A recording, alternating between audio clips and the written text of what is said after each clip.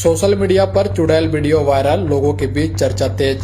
प्रतापपुर कुंदा मुख्य मार्ग स्थित जिलेबिया घाट के पीछे बरगद के पेड़ के नीचे कथित तौर पर चुड़ैल दिखने का एक वीडियो इन दिनों सोशल मीडिया पर तेजी से वायरल हो रहा है। वीडियो को लेकर इलाके में तरह तरह की चर्चाएं हो रही है। बताया जा रहा है कि कुछ दिन पूर्व रात के समय कुछ लोग प्रतापपुर से कुंदा की ओर जा रहे थे। इसी दौरान उन्होंने सड़क किनारे बरगद के पेड़ के पास एक रहस्यमय आकृति देखने को दावा किया।